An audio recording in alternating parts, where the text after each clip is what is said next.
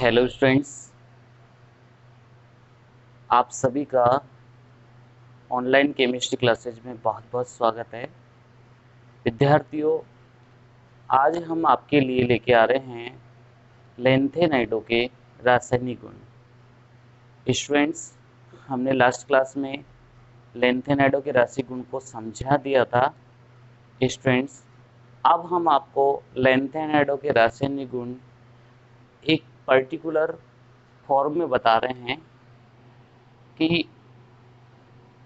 ये लेंथेनाइड्स है और इनके हम 7 गुण बता रहे हैं। पहले गुण का नाम है अपचय गुण, दूसरे गुण का नाम है विद्युतधनी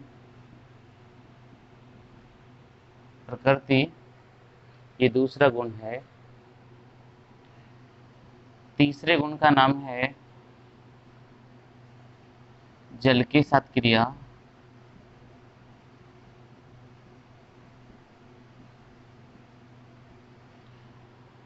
चौथे गुण का नाम है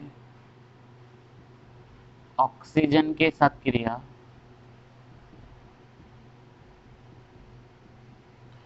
ऑक्सीजन के साथ क्रिया। पांचवे गुण का नाम है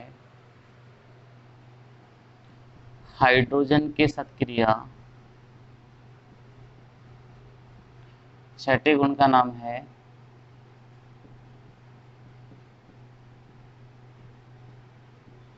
हेलोजन के साथ क्रिया।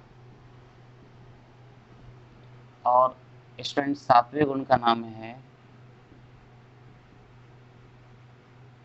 अधातुओं के साथ क्रिया।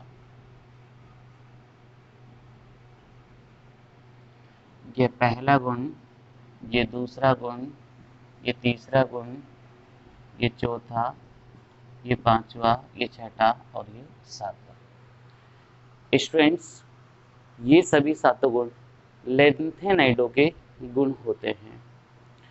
स्टूडेंट्स, अगर हम पहले गुण की आपसे चर्चा करें, पहला गुण अपचायक गुण, तो बच्चों लेंथेनाइड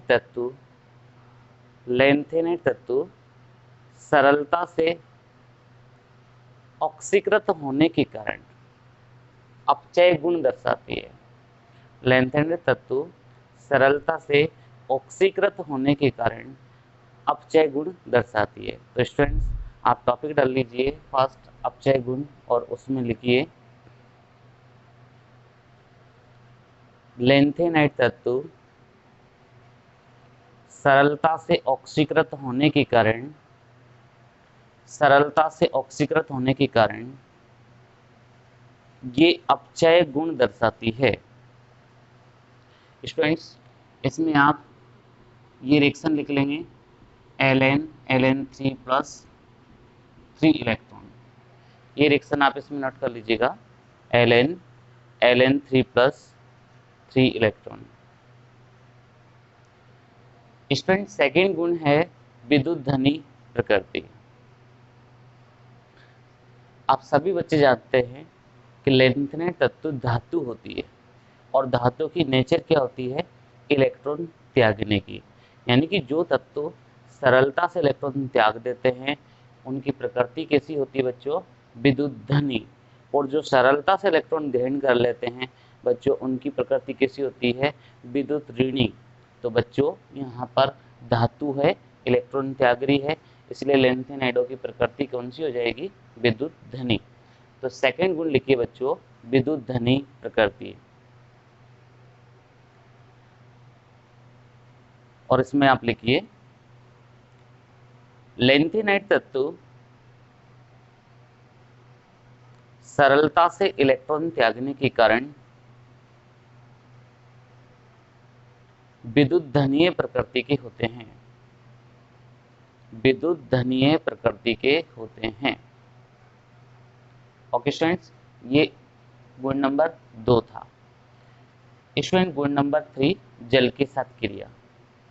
स्टूडेंट्स, अगर हम इनकी जल के साथ क्रिया देखें लेंथेनाइडों की, तो ये जल के साथ क्रिया करके एक तो लेंथेनम के हाइड्रोक्साइड बनाएंगे और साथ में हाइड्रोजन गैस यहाँ पर उत्सर्जित करेंगे बच्चों, ये हाइड्रोजन गैस उत्सर्जित करेंगे।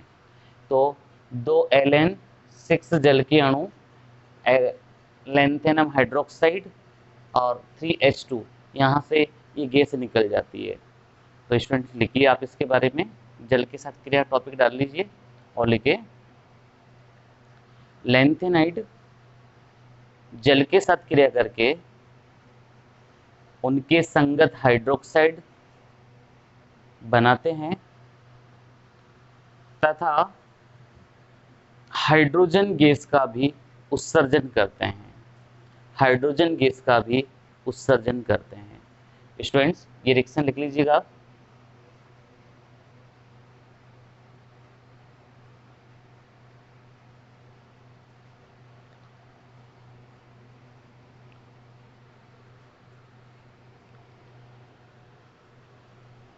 अब बच्चों 4th नंबर की रिएक्शन टॉपिक डाल लीजिए, ऑक्सीजन के साथ क्रिया।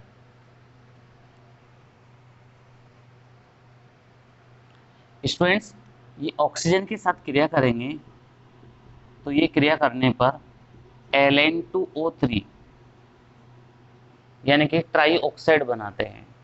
तो स्टूडेंट इसके बारे में लिखिए, लेंथेनाइड ऑक्सीजन के साथ क्रिया करके ट्राई ऑक्साइड बनाते हैं, लेंथेनाइड ऑक्सीजन के साथ क्रिया करके ट्राई ऑक्साइड बनाते हैं। स्टूडेंट्स ये रिएक्शन नोट कर लीजिए, 2Ln + 3O जिससे बना दीजिए आप Ln2O3, Ln2O3।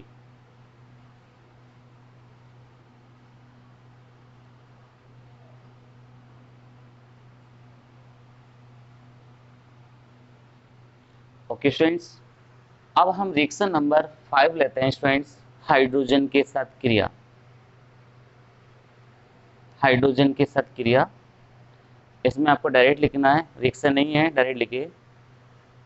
Lanthanide 300 degree Celsius ताप पर हाइड्रोजन के साथ गर्म किए जाने पर, हाइड्रोजन के साथ गर्म किए जाने पर LnH2 व LnH3, LnH2 व LnH3 प्रकार के अरस समीकरणमितीय हाइड्राइड बनाते हैं, अरस समीकरणमितीय हाइड्राइड बनाते हैं।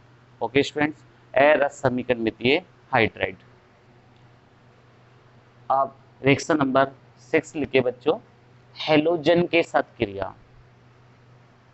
नेक्स्ट लिखेंगे हेलोजन के साथ क्रिया। बच्चों हेलोजन के साथ देखो इनकी क्रिया जो होती है बहुत सिंपल रिएक्शन है, 2Ln3H2 जिससे बना दीजिए 2LnX3, 2Ln + 3H2 से बना दीजिए 2LnX3। तो स्टूडेंट इसमें लिखिए, लेंथेनाइड हेलोजनों के साथ क्रिया करके ट्राई हैलाइड बनाते हैं, हेलोजनों के साथ क्रिया करके ट्राई हैलाइड बनाते हैं। ओके स्टूडेंट्स, नेक्स्ट स्टूडेंट्स 7वें नंबर की अधातु के साथ क्रिया।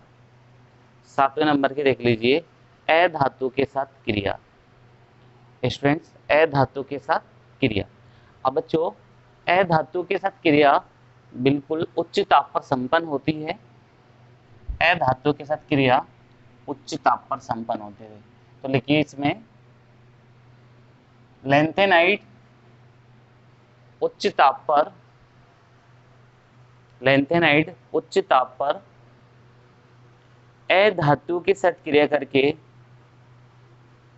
भिन्न भिन्न प्रकार के यौगिक बनाते हैं, भिन्न भिन्न प्रकार के यौगिक बनाते हैं। देखिए स्टूडेंट्स, लेंथेनम की रिएक्शन हमने N2 से की, नाइट्रोजन से की, लगभग 1000 डिग्री सेल्सियस टेम्परेचर की जरूरत पड़ती है जिससे लेंथेनाइड के नाइट्राइड बने। ऐसे अगर हमने इसकी सल्फर से रिएक्शन की होती तो ये बना था उच्च ताप पर Ln2S3, ये सल्फाइड का निर्माण कर देता। स्टूडेंट्स, हम एल्केन की रिएक्शन कार्बन से करते और बहुत उच्च ताप पर रिएक्शन होती है, लगभग 2500 डिग्री सेल्सियस पर रिएक्शन होती है और ये एक अरस समीकरण मितीय कार्बाइड बनाता है, लैंथेनाइड कार्बाइड, अरस समीकरण मितीय कार्बाइड। जैसे अरस समीकरण मितीय हाइड्राइड होते हैं, वैसे ही अरस समीकरण मितीय कार्बाइड होते हैं। स्टूडेंट्स, अरस समीकरण मितीय वर्ड का मीन्स क्या होता है? अरस समीकरण मितीय का मीन्स ये होता है किसी यौगिक में जो धनायन और ऋणायन है उनका अनुपात उनके मूलानुपाती सूत्र के अनुसार नहीं होता है। मीन्स इनका 100% योगदान नहीं होता है यौगिक के निर्माण में, इसलिए हम इसको अरस समीकरण मितीय कार्बाइड कहेंगे। ओके स्टूडेंट्स, ये तीनों रिएक्शन स्टूडेंट्स नोट कर लीजिएगा, तीनों रिएक्शन नोट कर लें।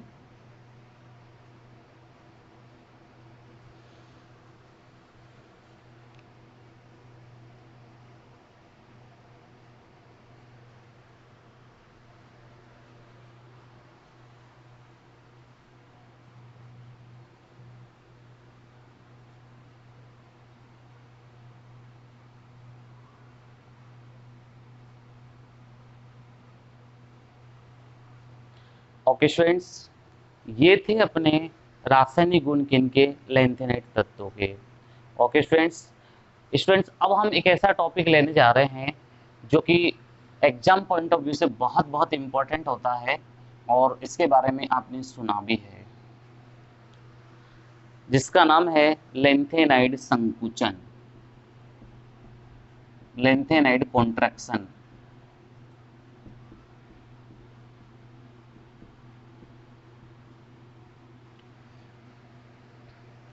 क्या होता है स्टूडेंट्स लैंथेनाइड संकुचन? स्टूडेंट्स, हम जब आवर्त सारणी में लैंथेनाइड तत्वों में बाएं से दाएं जाते हैं तो परमाणु क्रमांक में वृद्धि के साथ साथ प्रभावी नाभिकीय आवेश परिरक्षण प्रभाव की तुलना में तेजी से वृद्धि करता है, जिससे लैंथेनाइड तत्वों की बाएं से दाएं परमाणु या आयनिक त्रिज्या घटती है। इस गुण को ही लैंथेनाइड संकुचन कहते हैं। स्टूडेंट्स, इस डेफिनेशन में सब कुछ मैटर है, सब कुछ कंसेप्ट भी है, मैटर भी है। जैसा कि आप सभी जानते हैं कि किसी भी तत्व की परमाणु त्रिज्या हो या आयनिक त्रिज्या हो, दो कारकों से प्रभावित होती है। ये दोनों कारक मैं आपको बहुत डिटेल में पहले भी बता चुका हूँ, एक प्रभावी नाभिकीय आवेश और दूसरा परिरक्षण प्रभाव। स्टूडेंट्स, परमाणु क्रमांक में वृद्धि के साथ साथ नाभिक में प्रोटॉनों की संख्या में वृद्धि होती है, तो नाभिक का बाह्यतम कोश के इलेक्ट्रॉन पर नाभिकीय आकर्षण बहुत ज़्यादा हो जाता है, जिससे परमाणु त्रिज्या घट जाती है। लेकिन उपांत्य कोश के इलेक्ट्रॉनों के द्वारा बाह्यतम कोश के इलेक्ट्रॉन पर नाभिकीय आकर्षण को दुर्बल बनाने की प्रक्रिया परिरक्षण प्रभाव कहलाती है। तो स्टूडेंट्स, यहाँ पर प्रभावी नाभिकीय आवेश परिरक्षण प्रभाव से अधिक प्रभावी होने के कारण परमाणु त्रिज्या घट जाती है। ओके स्टूडेंट्स, तो फर्स्ट ऑफ ऑल आप लैंथेनाइड संकुचन की डेफिनेशन लिखेंगे, उसके बाद में हम आपसे और डिस्कस करेंगे। Okay students, write down. Lanthanide तत्वों में बाएं से दाएं जाने पर, लैंथेनाइड तत्वों में बाएं से दाएं जाने पर परमाणु क्रमांक में वृद्धि के साथ साथ प्रभावी नाभिकीय आवेश परिरक्षण प्रभाव की तुलना में अधिक वृद्धि करता है, जिससे परमाणु या आयनिक त्रिज्या घट जाती है। तत्वों के इस गुण को ही लेंथेनाइड संकुचन कहते हैं। तत्वों के इस गुण को ही लेंथेनाइड संकुचन कहते हैं। बच्चों ये लाइन बहुत बहुत इम्पोर्टेंट है, सभी बच्चों को याद होनी चाहिए। एग्जाम पॉइंट ऑफ व्यू से ये बहुत इम्पोर्टेंट पॉइंट है, लेंथेनाइड संकुचन। ओके स्टूडेंट्स, इस लेंथेनाइड संकुचन का कुछ प्रभाव भी होता है। लेंथेनाइड संकुचन का प्रभाव, अब हम लेंथेनाइड संकुचन के प्रभाव देखेंगे। इस लेंथेनाइड संकुचन के कारण है कौन कौन से कारक है जो प्रभावित हुए। तो स्टूडेंट्स इसमें पहला है 4D व 5D श्रेणी के तत्वों की परमाणु त्रिज्याओं में समानता।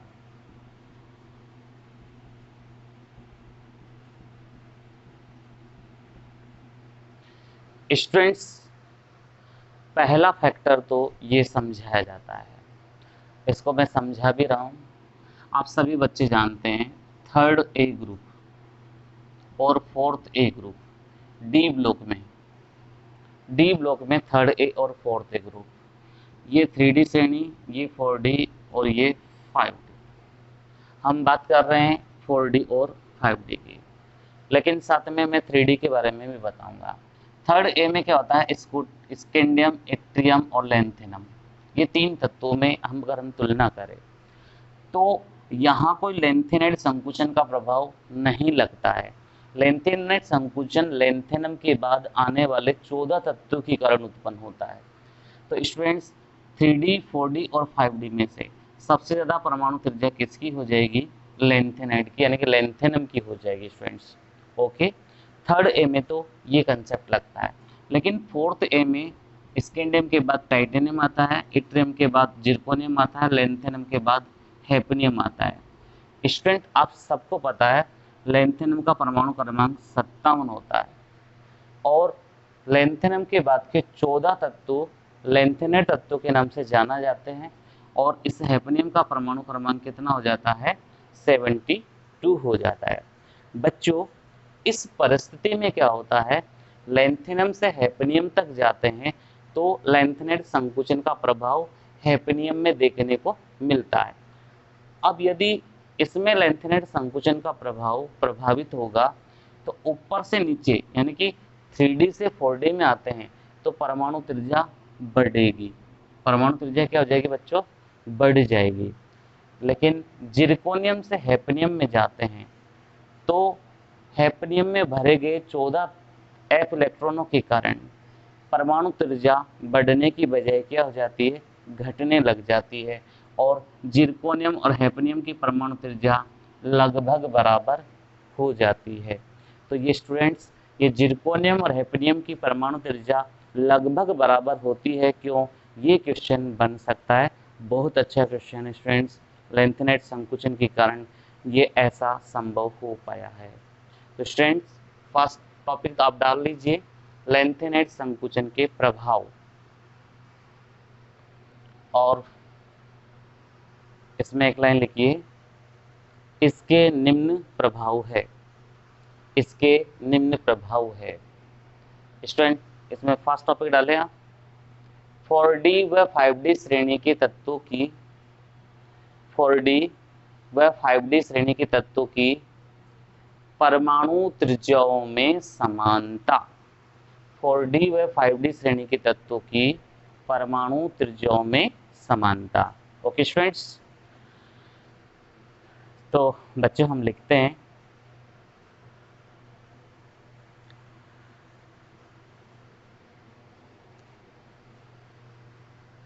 संक्रमण श्रेणी के तीसरे वर्ग में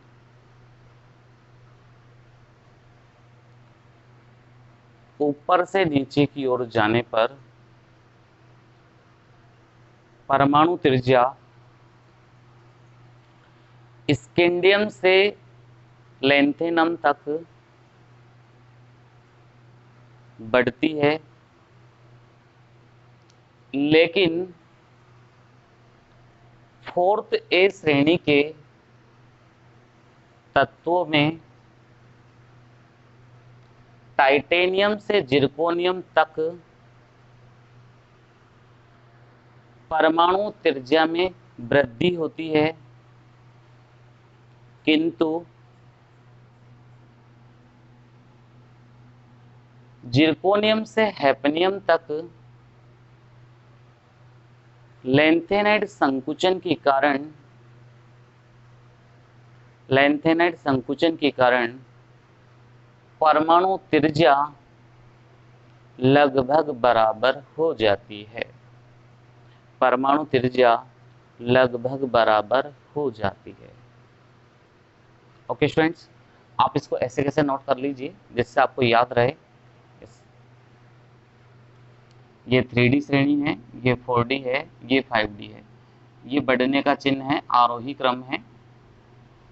हमने यहाँ एक्टिनियम नहीं लिया, नहीं तो एक्टिनियम में भी परमाणु त्रिज्या बढ़ जाती, क्योंकि हमारी तुलना 4D 5D से है, इस वजह से हमने केवल 5D तक ही लिया है। 6D भी ले लेंगे तो एक्टिनियम का यहाँ केस अप्लाई हो जाएगा, एक्टिनियम में भी परमाणु त्रिज्या बढ़ जाएगी। यानी कि थर्ड ए ग्रुप पर लैंथेनाइड संकुचन का कोई प्रभाव नहीं लगता, ये प्रभाव फोर्थ ए ग्रुप से प्रारंभ होता है। ओके स्टूडेंट्स, तो ये पहला फैक्टर था। मुझे लगता है इसमें किसी को कोई प्रॉब्लम नहीं होनी चाहिए बच्चों, बहुत सिंपल टॉपिक है, ये 11th क्लास में भी आपको समझाया होगा जरूर। चलिए स्टूडेंट्स, सेकंड हम देखते हैं अब दूसरा टॉपिक, दूसरा प्रभाव हम लेते हैं बच्चों, जिसका नाम है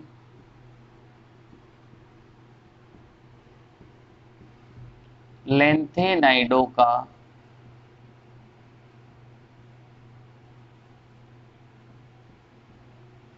पृथक्करण।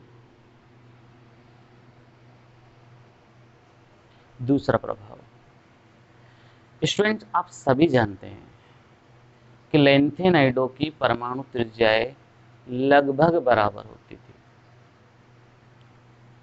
लेकिन अगर परमाणु त्रिज्या लगभग बराबर है तो हम यह पहचान नहीं पाएंगे कि ये तत्व सीरियम है, ये तत्व प्रोमीथियम है, ये तत्व सेमेरियम है, क्योंकि समान परमाणु त्रिज्या के एक जैसे हमको नजर आएंगे, गुण सबके एक जैसे नजर आएंगे।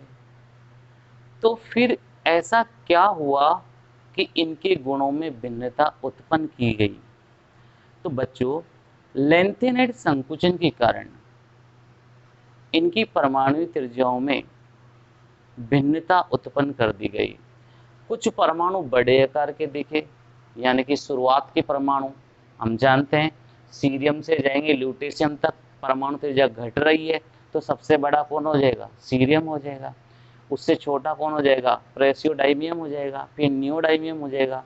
तो मतलब क्या है, बड़े छोटे कण रहेंगे, तो आकार के आधार पर इनके गुण भी बदल जाएंगे, इन सब की विलेयता अलग अलग हो जाएगी, इनकी संकुल यौगिक बनाने की प्रवृत्ति अलग हो जाएगी। तो विद्यार्थियों, उस केस में हम आयन विनिमय विधि का उपयोग करके इन लैंथेनाइडों को अलग कर सकते हैं। लेकिन स्टूडेंट, ये पॉसिबल किस कारण से हो पाया? इसकी पॉसिबिलिटी किसने बढ़ा दी? लैंथेनाइड संकुचन ने बढ़ा दी। लैंथेनाइड संकुचन नहीं होता, समान आयनिक त्रिज्या या परमाणु त्रिज्या होती, तो फिर हम उनको डिटेक्ट करने में थोड़ी सी प्रॉब्लम क्रिएट करते हैं। तो स्टूडेंट्स, लैंथेनाइडों का पृथक्करण भी किसकी वजह से हुआ है? लैंथेनाइड संकुचन की वजह से ही हुआ है। तो स्टूडेंट्स लिखिए आप इसमें, सामान्यतया लैंथेनाइडों की परमाणु त्रिज्याएं लगभग बराबर होती है, इसलिए इन तत्वों के गुण एक समान होते हैं, अतः इनका पृथक्करण करना बहुत कठिन कार्य है। लेकिन लैंथेनाइड संकुचन के कारण इन तत्वों की परमाणु त्रिज्याएं भिन्न भिन्न प्राप्त होती है, जिससे इन तत्वों के गुणों में भिन्नता प्रकट हो जाती है, अर्थात इन तत्वों की विलेयता व संकुल यौगिक बनाने की प्रवृत्ति सभी तत्वों की भिन्न भिन्न हो जाती है। अतः इसे आयन विनिमय विधि द्वारा पृथक कर लिया जाता है। ओके स्टूडेंट, बहुत शॉर्ट एंड स्वीट टॉपिक, बहुत सिंपल, बस आप मेरी बातों को ध्यान से सुने, एक एक टॉपिक आपका क्लियर हो जाएगा। ओके स्टूडेंट्स, अब हम थर्ड बात करते हैं, तीसरा प्रभाव अब हम देखते हैं बच्चों। दो प्रभाव हमने देख लिए, थर्ड प्रभाव के बारे में हम डिस्कस करेंगे स्टूडेंट्स आपसे। और तीसरा प्रभाव है हाइड्रोक्साइडों की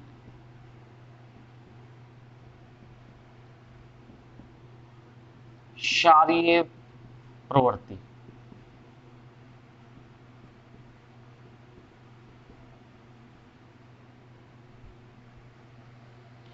स्टूडेंट्स, ये भी बहुत इंपॉर्टेंट टॉपिक है, ये भी परमाणु त्रिज्या के कारण ही उत्पन्न हो रहा है। अगर परमाणु त्रिज्या बड़ी है तो धात्विक हाइड्रोक्साइड बनाने की प्रवृत्ति बढ़ेगी, क्योंकि बड़े आकार में क्या होता है, जो धात्विक हाइड्रोक्साइड होता है वो दुर्बल बंध बनाता है, जिससे वो सरलता से विलयन में OH- आयन का त्याग कर देता है, इसलिए उसकी क्षारीय प्रकृति ज़्यादा होगी। लेकिन अगर जितना छोटा आकार होगा, बंधन मजबूत होगा, विलयन में OH- आयन मुक्त नहीं होंगे, तो उस स्थिति में क्षारीय गुण है वो घट जाएंगे। बच्चों, हम जानते हैं कि जो सीरियम से ल्यूटेशियम तक हम जाते हैं, तो सीरियम में +4 ऑक्सीकरण अवस्था सर्वाधिक स्थायी होती है और ल्यूटेशियम की +3 ऑक्सीकरण अवस्था सर्वाधिक स्थायी होती है। यानी कि यहाँ सीरियम हमको +4 में मिलेगा, ल्यूटेशियम हमको यहाँ पर +3 में मिलेगा। तो इस सीरियम का जो हाइड्रोक्साइड होगा वो ये सिरिक हाइड्रोक्साइड या सीरियम हाइड्रोक्साइड बन जाएगा, और ये ल्यूटेशियम का हाइड्रोक्साइड ये ल्यूटेशियम हाइड्रोक्साइड बन जाएगा।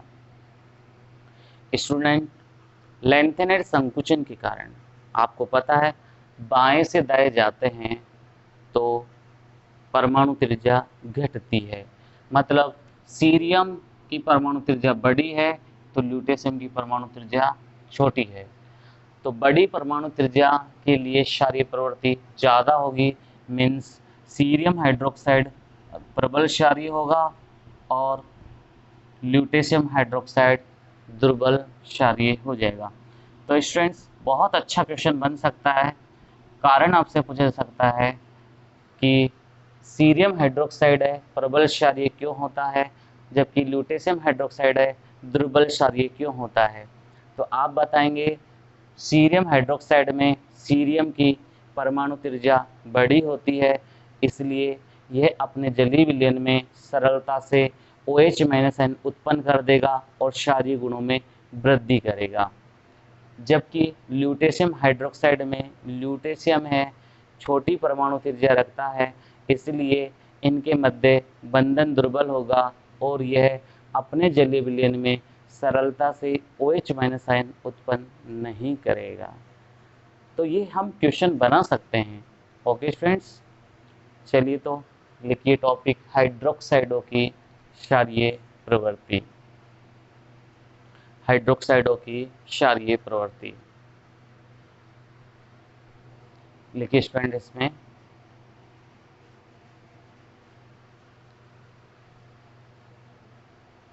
लैंथेनाइड तत्वों में बाएं से दाएं जाने पर क्षारीय प्रवृत्ति बनाने की ऐसे लिख लीजिए, क्षारीय प्रवृत्ति घटती है, क्षारीय प्रवृत्ति घटती है क्योंकि लैंथेनाइड संकुचन के कारण बाएं से दाएं जाने पर परमाणु त्रिज्या घटती है।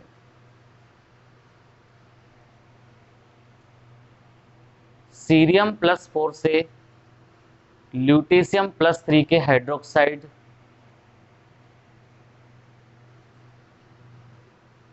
सीरियम +4 से ल्यूटेशियम +3 के हाइड्रोक्साइड बनाने की प्रवृत्ति, बनाने की क्षारीय प्रवृत्ति घटती जाती है।